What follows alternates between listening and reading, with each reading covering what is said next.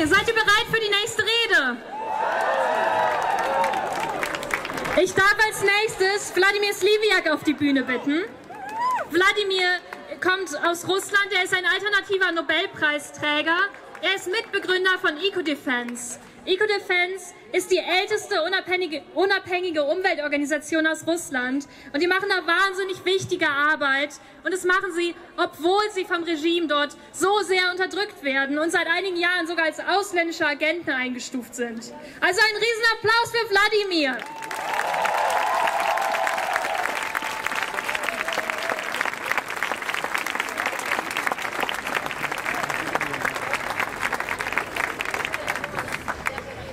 Guten Abend.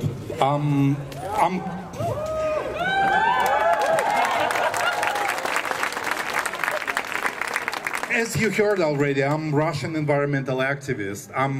I started my environmental organization back in 1989. It's called Ecodefense, and we've been fighting for climate and against nuclear and coal and dictatorship all our life.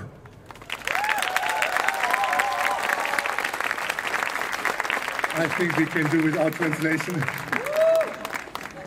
Okay, no translation. No. Okay, I was told I should translate. Okay, also mein Name ist Wladimir Sliwiak. Ich habe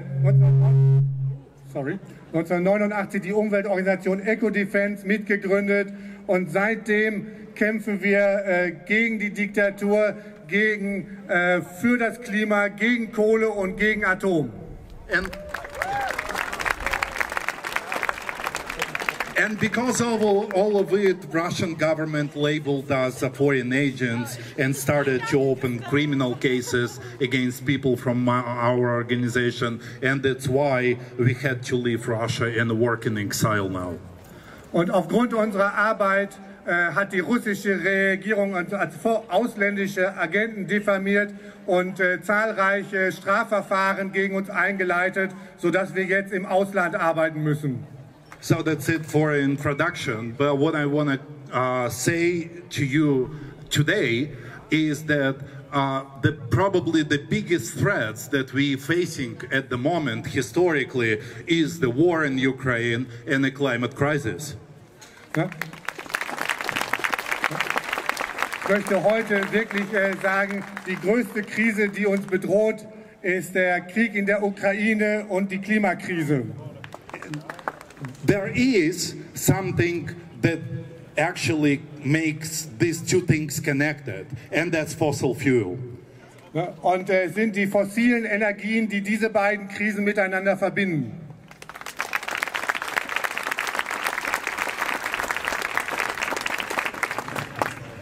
So Russia, I don't know how many of you realizes it, but Russia is the only country out of top 5 global polluters in the world that never ever had a real climate policy and never ever even promised to reduce emissions to save climate.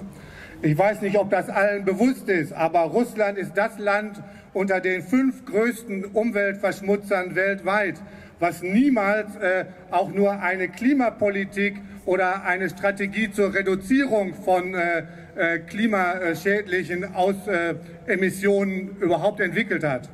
And one could wonder, how did it happen when the rest of the world is talking so much about climate, when all the Western countries and the G7 countries, the foreign ministers of a meeting today in Münster, all of them talking so much about climate, and they couldn't force Russia to do anything. Und die Frage ist, wie konnte das passieren? Alle Welt redet über das Klima, selbst die G7 reden über das Klima. Aber sie haben es niemals geschafft, Russland auch nur ansatzweise in eine Richtung zu drängen, die eine Klimapolitik entwickeln würde. And why? It's because Russia was so convenient supplier of a fossil fuel to the Western countries. Exactly this fossil fuel that we need to phase out to save climate. Und das liegt daran, weil Russland in all den Jahren ein so bequemer Lieferant für fossile Energien gewesen ist. Und das sind genau die fossilen Energien, die wir, deren Ausstoß und deren Abbau wir stoppen müssen.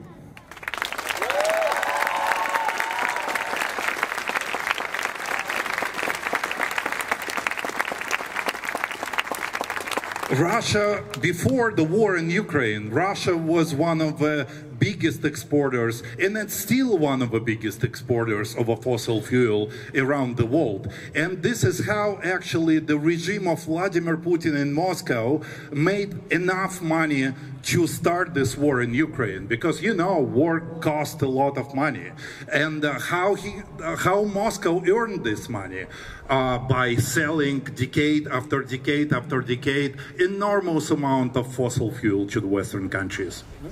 Und es sind diese fossilen Energien, mit denen Russland sein Geld verdient hat, vor dem Krieg, aber auch selbst jetzt noch im Krieg. Und es ist dieses Geld, was den Krieg finanziert für Moskau, weil sie Jahrzehnt für Jahrzehnt es geschafft haben, ihre fossile Energie weltweit zu verkaufen.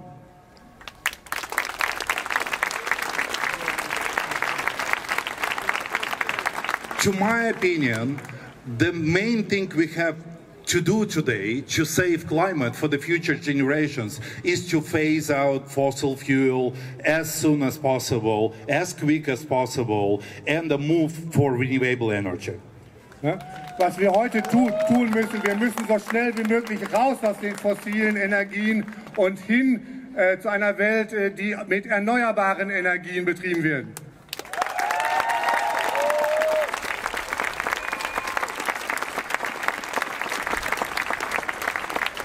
And it's not only about climate, it's also about democracy.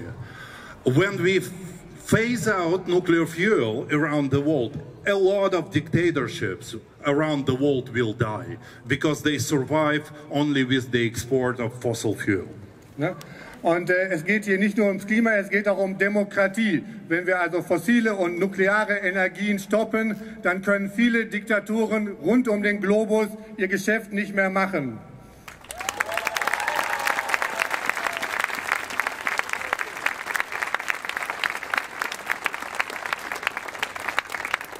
There is the thing we can do today to help to save our climate and also at the same time to stop war in Ukraine. And that's embargo on Russian fuel, oil, coal and gas, and also nuclear fuel that almost no one want to talk about.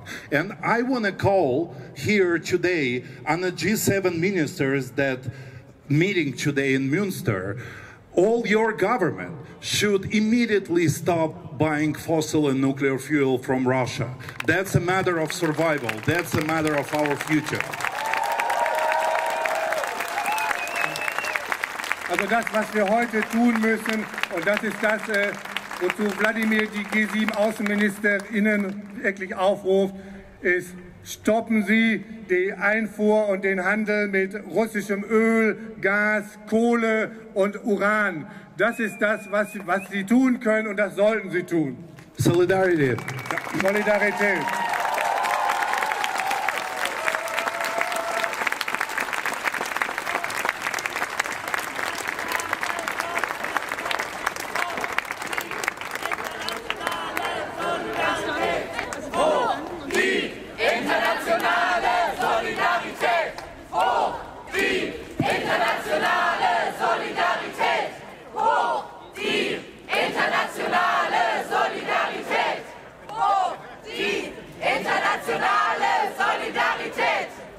Nochmal ein riesengroßes Dankeschön an Wladimir, dass er heute gesprochen hat.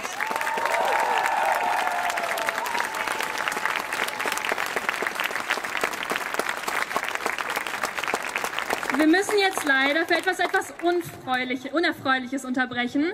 Und zwar haben wir gehört, dass sich irgendwo in der Demo ein paar AfDlerInnen befinden. Und denen wollen wir sagen, dass sie hier keinen Platz haben. Hier ist kein Platz für menschenfeindliche Ideologien. Münster hasst die AfD. Ganz Münster hasst die AfD. Ganz Münster hasst die AfD. Ganz Münster